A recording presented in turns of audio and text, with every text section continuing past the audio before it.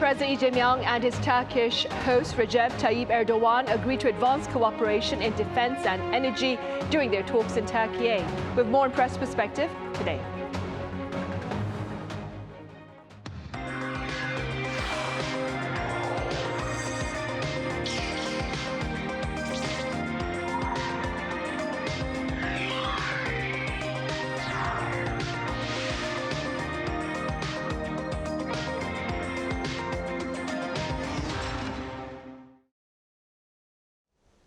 Hello and welcome to Press Perspective for this Tuesday, November 25th here in Seoul. I'm Min Sunhee.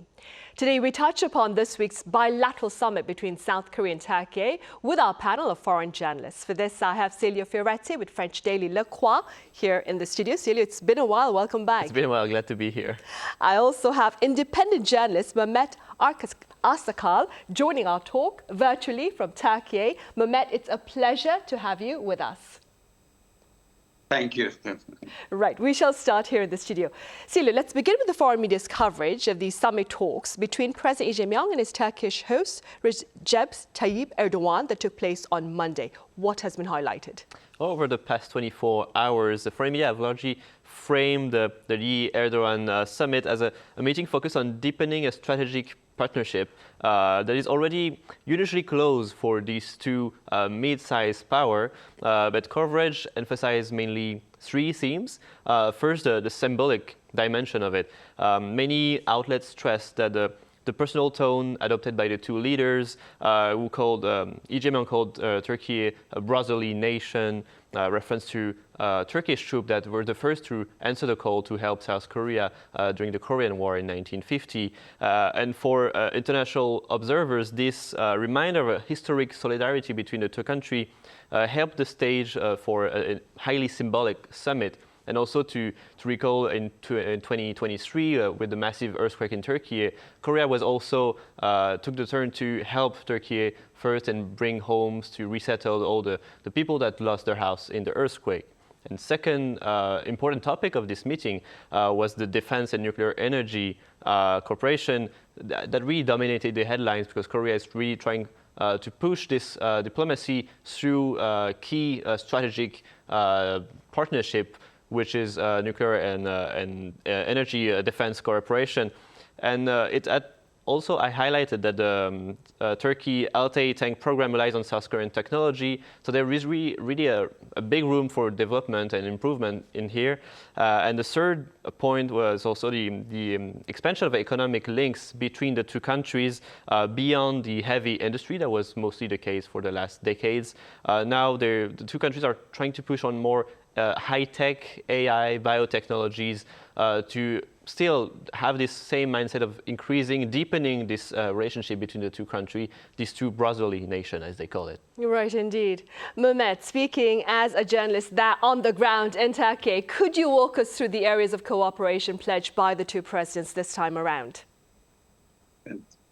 In a statement after the meeting between two leaders, Turkish President Erdogan said that they have discussed cooperation opportunity in many areas, including trade, tourism, energy, defense industry, infrastructure, transportation, and mutual investment in science and technology.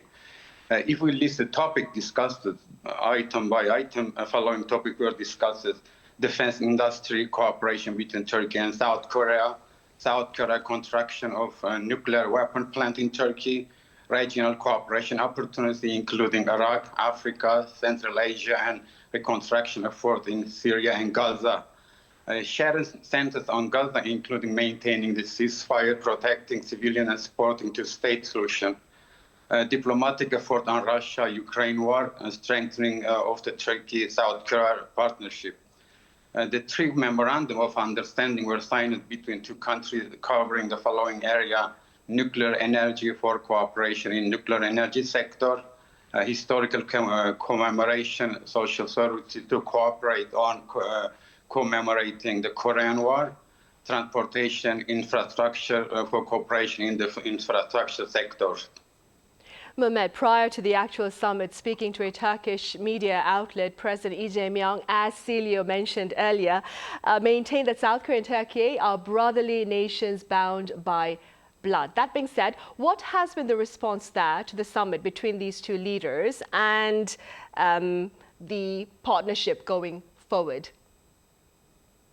Mr. Lee's visit to Turkey was well received in Turkish media. Turkey has strong sympathy for South Korea. President Lee's description of two countries' blood-related brother nation is actually true in two respects. First, the Turks are an Asian nation and their language belong to Asian language family. The Turks came to what is now Turkey from Asia in 11th century. The second, Turkey sent troops to Korea during Korean War, and soldiers of both Turkish and Kurdish origin sacrificed their lives for the freedom of Korean people. Considering these two perspectives, it would not be wrong to describe the two countries as blood-related brother nations. Right, as many say, a friend in need is a friend indeed. Celio, President Lee Jae-myung's diplomatic tour of the Middle East and Africa included Egypt and Turkiye. What do you believe are the broader implications of choosing to include these two countries in this latest diplomatic mission overseas? When we look at President Lee's decision to include both Egypt and Turkey in his Middle East diplomatic tour, foreign policy analysts see it as much more than a simple regional moment and touring around. It reflects a really deliberate attempt to broaden South Korea's diplomatic front at a moment where President Lee Jae-myung is rebuilding Seoul's global credibility and diplomacy.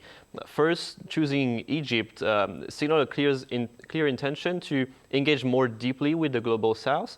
And during his visit there, President Lee Jae-myung mentioned the SHINE initiative, which is essentially a roadmap for long-term cooperation between South Korea and the Middle East, the wider Middle East. The foreign press interpreted this as an effort to diversify Seoul's diplomatic effort and a portfolio beyond its traditional focus on the US and China and Japan, and to show that South Korea really wants to play a role in this region of the world. And secondly, Turkey, on the other hand, represents a strategic bridge between Asia and also Europe, but also Central Asia.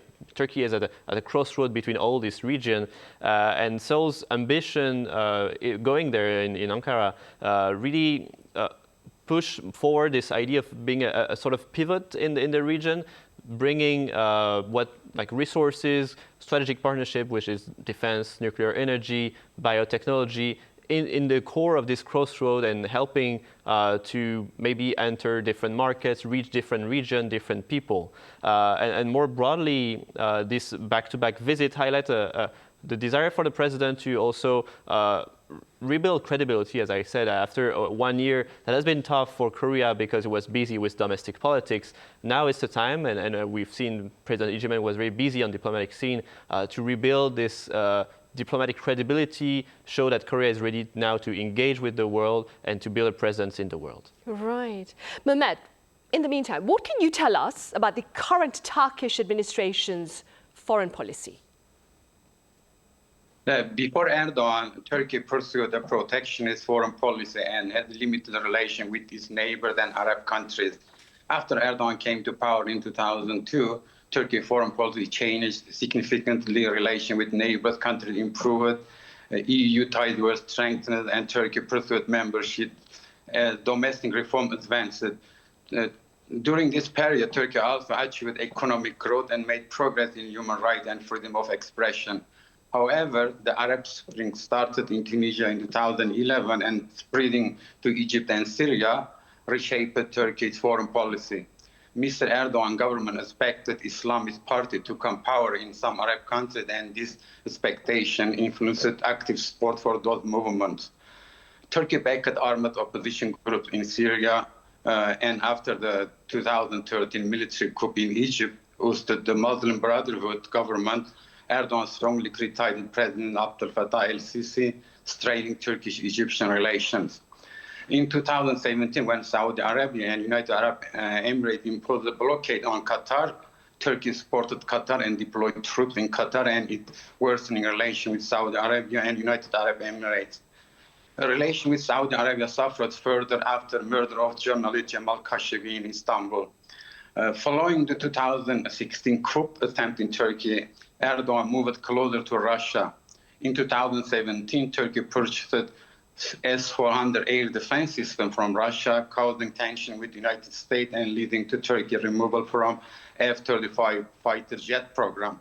At the time, Turkey even considered buying Russian fighter jets. By 2020, Turkey tied with both regional and Western states weakened, and Turkey was somehow left alone. Recognizing the risk, Mr. Erdogan began repairing relations with Arab and Western countries, visited Egypt, Saudi Arabia, and United Arab Emirates, helped normalize ties and resumed the talk with US and EU countries. But still, relations with the West remain weaker than before 2016. Western countries criticizing Turkey, especially on human rights and freedom of expression. Erdogan disliked this criticism, but Turkey cannot sever ties with EU, which account for most of its trade. While moving closer to the east, Turkey also maintained its relation with the West. From now on, the course of foreign policy will depend practically on development in the Middle East. Right, I see. Meanwhile, here in South Korea, Celio, quite a number of pundits say that President Lee Jae-myung's latest diplomatic endeavor signals a strategic recalibration of South Korea's foreign policy with a visible shift to the global South. For the sake of our viewers who may not be familiar with this term, could you tell us what the global South is and why is it significant? When we talk about the global South, we talk about a broad group of countries, mostly in Asia, South America, and Africa, and the Middle East. And it's not so much of a geographical category than a political and economic category. These countries are not necessarily aligned on the Western powers. They have emerging economies and a growing, fast-growing population, and they are increasingly want to have a voice in the global debate. And so why is the global South significant? First, it has become a critical part of the world economy.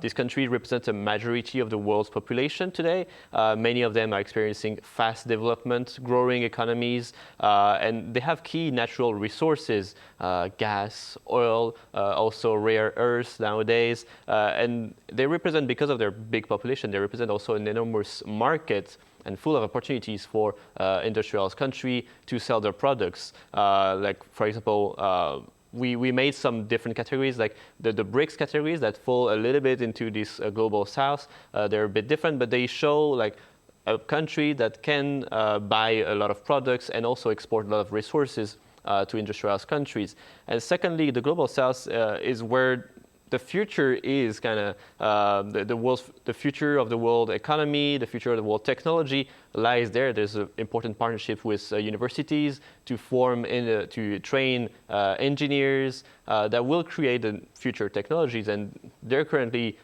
growing there in the global South. So it represents also a big potential for other countries to go there and nurture these new talents. And finally, also the global South is becoming a global governance debate.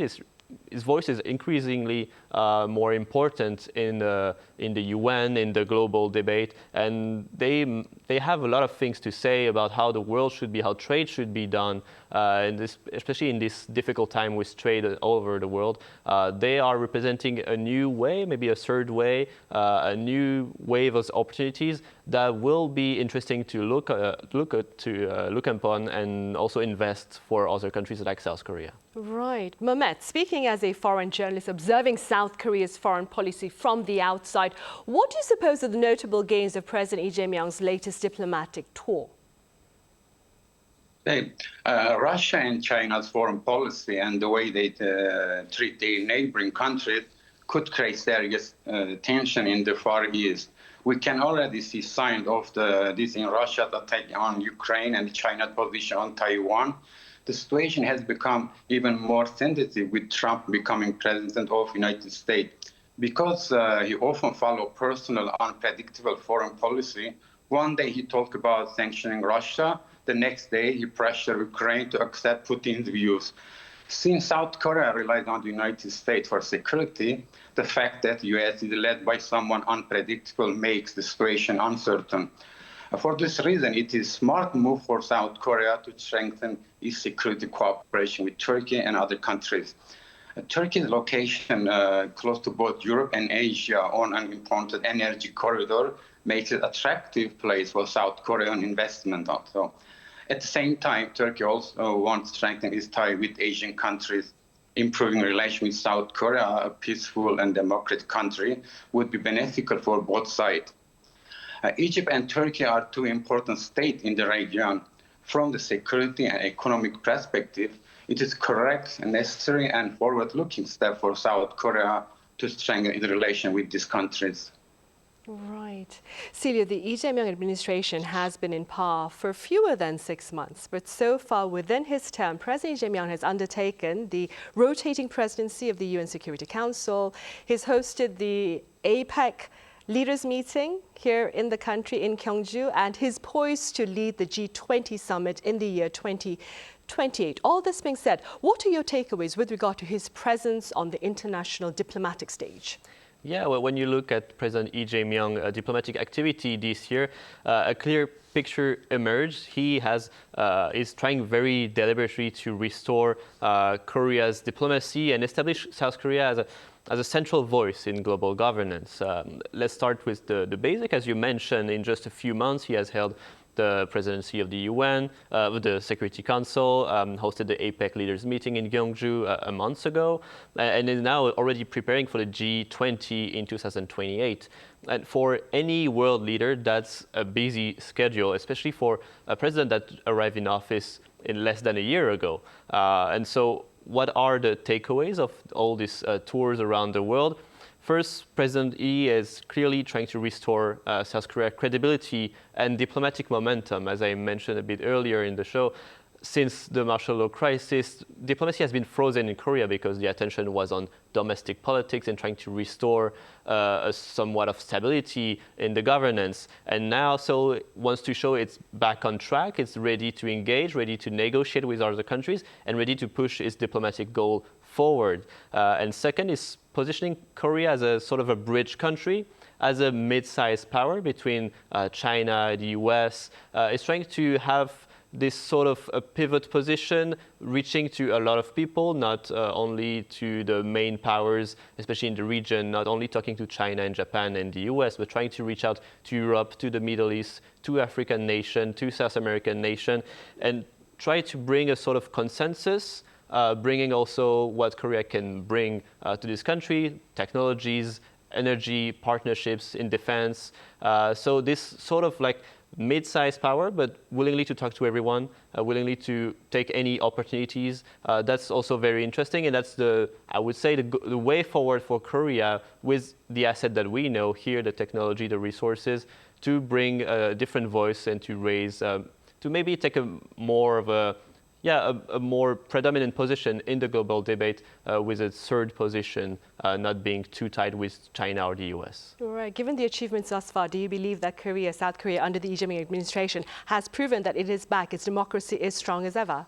I would say, yeah, seeing all the meeting with the different leaders, the last one being with 튀르키예 Erdogan, we can see that he has a sort of charisma, and even with someone difficult to handle like Trump, he did it pretty well and managed to land the deal after a few months. So I would say he has a sort of credibility, respectability that engage well with the other leaders, and I could see it's quite promising so far for the last 6 months. And on that positive note, we will end today's discussion. Celio, as always, thank you very much for your time and your thoughts. Thank you very much. And Memet over in Turkey, thank you so much for your insights today.